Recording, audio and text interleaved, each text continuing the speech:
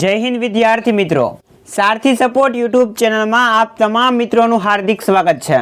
તો વિદ્યાર્થી મિત્રો, કાલે તમારું ગુજરાતીનું પેપર છે। તો વિદ્યાર્થી મિત્રોની આજે ઘણી બધી કોમેન્ટ આવી કે સર અમને વાદાત્મક ગદ્ય અને ભાવાત્મક ગદ્યના આઈએમપી આપો। તો આઈએમપી તો આપણે ઓલરેડી વાદાત્મક ગદ્ય અને ભાવાત્મક ગદ્યના જેટલા પણ પેરેગ્રાફ છે એ આઈએમપી વિડીયો તમને આપી દીધો છે। જો મળતો ન હોય તો ડિસ્ક્રિપ્શનની અંદર મેં લિંક આપી છે, ત્યાંથી તમે મેળવી શકો છો। આજે આપણે ચર્ચા કરીશું કે તમે વાદાત્મક ગદ્ય અને ભાવાત્મક ગદ્ય સારી રીતે કેવી રીતે લખી શકો અને 5 ગુણમાંથી 5 ગુણ કેવી રીતે મેળવી શકશો। તો વિડીયોને મિત્રો તમે અંત સુધી જોતા રહેજો, એટલે સૌથી સરળ રીતે તમે વાદાત્મક ગદ્ય અને ભાવાત્મક ગદ્ય શીખી જશો। ઓકે, તમારો વધુ સમય નથી લેવો, આપણે વિડીયોની શરૂઆત કરીએ। તો વાદાત્મક ગદ્ય છે મિત્રો, એ 5 ગુણની અંદર તમને ગુજરાતીની અંદર છે કાલે પૂછવામાં આવશે। વાદાત્મક ગદ્યના અથવામાં ભાવાત્મક ગદ્ય આવે છે। કાં તો તમે વાદાત્મક ગદ્ય લખી શકો અથવા તો તમે ભાવાત્મક ગદ્ય છે લખી શકો, પણ બની શકે ત્યાં સુધી વાદાત્મક ગદ્ય છે લખવાનો પ્રયાસ કરજો, કારણ કે ભાવાત્મક ગદ્યની સરખામણીમાં વાદાત્મક ગદ્ય છે સરળ છે। વાદાત્મક ગદ્યની અંદર શું હોય તો કે વાદ વિવાદ કરવાનો હોય, પણ ભાવાત્મક ગદ્યની અંદર માત્ર ને માત્ર તમને મુદ્દા આપેલા છે, એ મુદ્દાને આધારે તમારે એક સ્ટોરી પ્રકારનું એટલે કે વાર્તા પ્રકારનું કંઈક ફકરાની અંદર લખવાનું થશે। જો આપણને સ્ટોરી આવડતી હોય તો જ તમે એ જે મુદ્દા આપેલા છે એના આધારે વાર્તા જેવું બનાવી શકશો, બાકી તમે એ મુદ્દાને આધારે કાંઈ લખી શકશો નહીં। પણ વાદાત્મક ગદ્ય ગુજરાતીની અંદર હાવ સરળમાં સરળ છે। આખા ગુજરાતી પેપરની અંદર જો કાંઈ સરળ હોય તો એ સૌથી સરળ છે વાદાત્મક ગદ્ય। કોઈ ભણેલ વ્યક્તિ ન હોય ને એને વાદ વિવાદવાળું ગદ્ય છે ને આવડતું હોય, ઓકે, તો હાવ હેલું છે અને 5 માર્ક્સ તમને રોકડા અપાવે એવું છે। વધારે સમય નથી લેવો, આપણે ઉદાહરણથી સમજીએ। ઓકે, એક ઉદાહરણ તમને અહીંયા આપેલું છે, જોઈએ આપણે કે સચિન તેંડુલકર ભારતનો શ્રેષ્ઠ ક્રિકેટર છે। તેને સૌથી વધુ રન કર્યા છે અને તેણે વિશ્વમાં સૌથી વધારે સદીઓ ફટકારી છે। આવો 7-8 લીટીની અંદર તમને ફકરો આપેલો છે, મેં માત્ર ને માત્ર 2 જ લીટી લખી છે, પણ તમને 7 થી 8 લીટીની અંદર આવો એક ફકરો આપેલો હોય તો તમે વાદ વિવાદવાળું ગદ્ય એટલે કે વાદાત્મક ગદ્યની અંદર આ ફકરાને કેવી રીતે ફેરવી શકો એની વાત આપણે સરળ ઉદાહરણથી સમજીએ। સૌથી પહેલાં તમારે શું કરવાનું છે તો કે દલીલ સ્વરૂપે આ માહિતીને આપણે રજૂ કરવાની છે। આપણે આ જે માહિતી આપેલી છે એનું સમર્થન કરવાનું છે, ના કે વિરોધ। આપણને જે માહિતી ફકરાની અંદર આપેલી છે બોર્ડની એક્ઝામમાં એનું આપણે સમર્થન કરવાનું છે, માત્ર ને માત્ર સમર્થન, આપણે એનું વિરોધ કરવાનો નથી। જોઈએ આપણે આનું શું થઈ શકે તો કે આનું થઈ શકે, હું દાવા સાથે કહી શકું છું કે વિશ્વમાં સચિન તેંડુલકર જેવો કોઈ ક્રિકેટર થયો નથી। આપણો ઇતિહાસ એ વાતની સાક્ષી આપે છે કે સૌથી વધુ રન કરનાર અને સૌથી વધુ સદીઓ ફટકારનાર માત્ર એક જ ક્રિકેટર છે અને એ છે સચિન તેંડુલકર। તો આવી રીતે મિત્રો તમે લખી શકો વાદાત્મક ગદ્ય। તમે પ્રશ્નાર્થવાળા વાક્યો છે એ પણ બનાવી શકો, કારણ કે વાદાત્મક ગદ્ય છે કોઈનું એક હરખું ક્યારેય થવાનું નથી, અને વાદાત્મક ગદ્ય એક એવો ટોપિક છે કે જેની અંદર કોઈ તમારા માર્ક્સ એ કટ કરી શકે નહીં, કારણ કે બધા વિદ્યાર્થીઓનો વાદાત્મક ગદ્ય છે અલગ અલગ હોઈ શકે।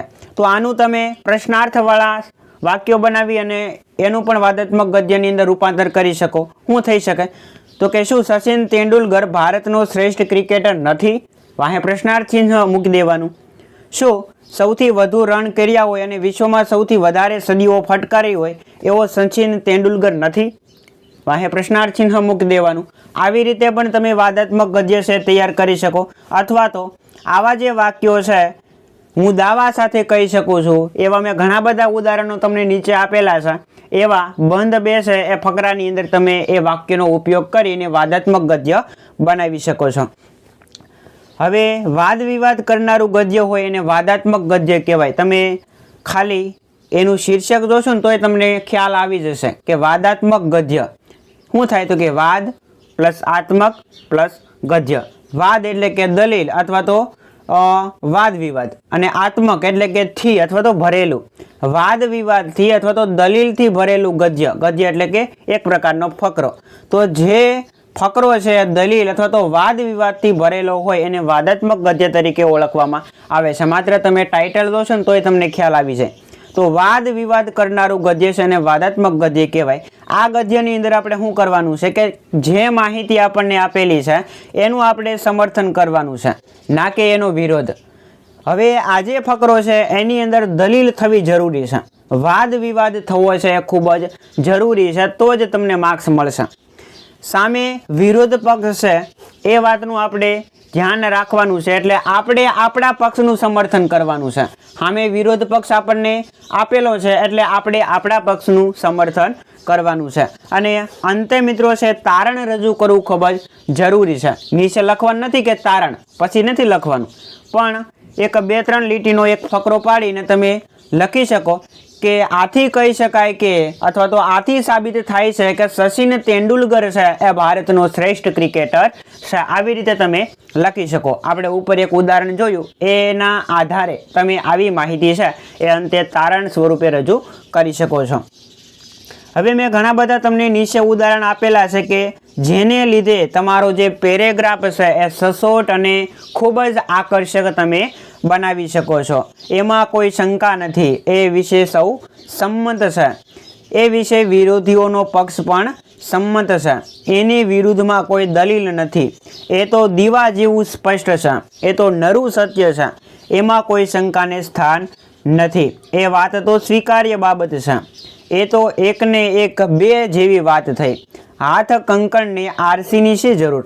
આવા પ્રકારના જે ઉદાહરણો છે એ તમે વાદાત્મક ગદ્યની અંદર ઉમેરશો તો તમારો જે વાદાત્મક ગદ્યનો પેરેગ્રાફ તૈયાર થશે અથવા તો જે ફકરો તૈયાર થશે એ ખૂબ જ આકર્ષક, ખૂબ જ સુંદર મજાનો તૈયાર થઈ જશે. એટલે તમે આવા જે ઉદાહરણો છે એની અંદર ઉમેરી શકો, અથવા તો પ્રશ્નાર્થવાળા વાક્યો છે એ પણ તમે ફકરાની અંદરથી બનાવી શકો છો. તમારો વાદાત્મક ગદ્ય છે એ કોઈ ખોટો પાડી શકે નહીં, કારણ કે બધા વિદ્યાર્થીઓને વાદાત્મક ગદ્ય છે એ અલગ અલગ હોઈ શકે. બીજું ઉદાહરણ મેં તમને અહીંયા આપેલું છે કે કેટલાક મનુષ્યો નિત્ય યુવાન હોય છે, દેહ વૃદ્ધિ થાય છતાં એમનો ઉત્સાહી આત્મા તો સદાય યૌવનથી થનગની રહ્યો હોય છે, અને શક્તિ લાવા રસની પેટે માલુમ કરી રહ્યો હોય છે. એમની ઈચ્છા શક્તિ અદમ્ય હોય છે અને આદર્શ મહાન હોય છે. જગત જેવું છે તેવું કદી એમને સંતોષ આપી શકતું નથી. આવા પ્રકારનો તમને 5 લીટીની અંદર એક પેરેગ્રાફ, એક ફકરો આપેલો છે, એને તમારે વાદાત્મક ગદ્યની અંદર ફેરવવાનું છે.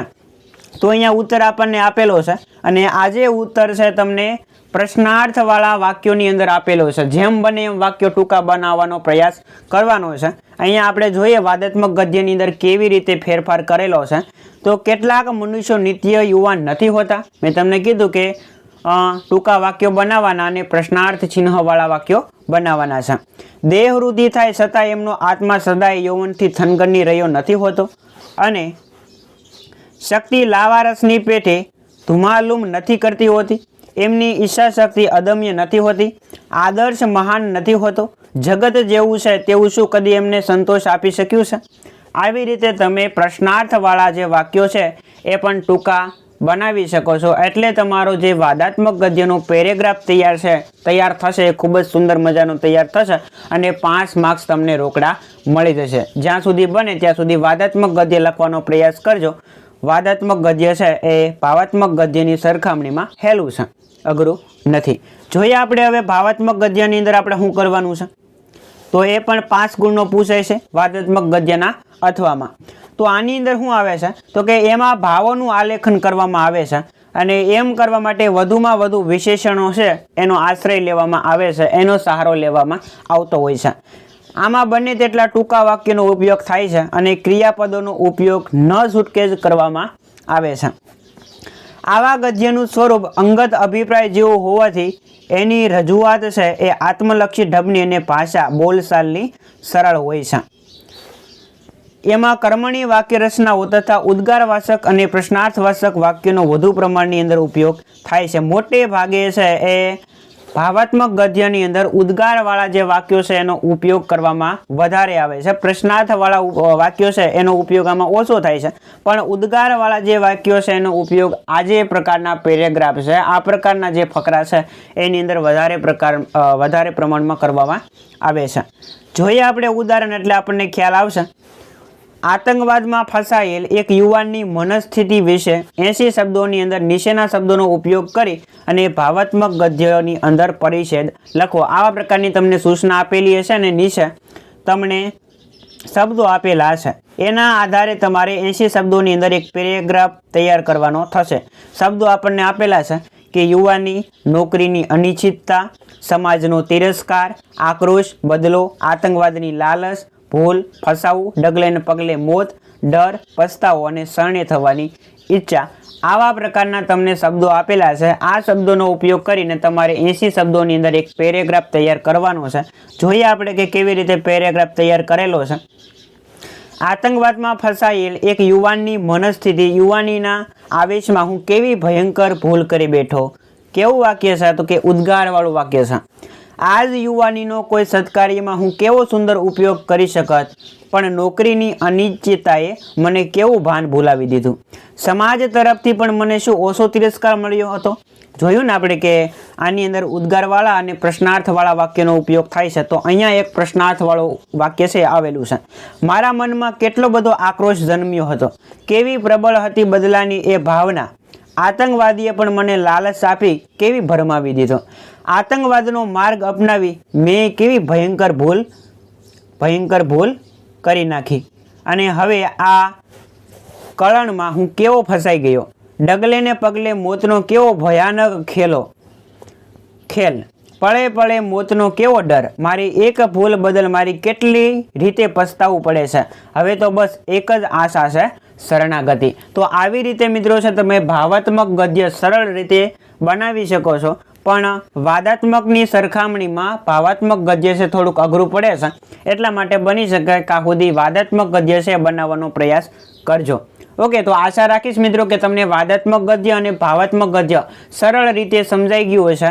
અને આઈએમપી વાદાત્મક ગદ્ય, ભાવાત્મક ગદ્ય, અરજી લેખન, નિબંધ આ સંપૂર્ણ તમારે જોઈએ છે તો ડિસ્ક્રિપ્શનની અંદર મેં વિડીયોની લિંક પણ આપેલી છે પ્લેલિસ્ટમાં. અને પીડીએફ ફાઇલ તમારે ડાઉનલોડ કરવી હોય તો એની લિંક પણ મેં તમને ડિસ્ક્રિપ્શન બોક્સની અંદર આપેલી છે. ત્યાંથી તમે સંપૂર્ણ પીડીએફ ફાઇલ ડાઉનલોડ કરી શકો છો. ઓકે, તો મળીએ દોસ્તો આવા જ નવા વિડીયો સાથે. જય હિન્દ, જય ભારત.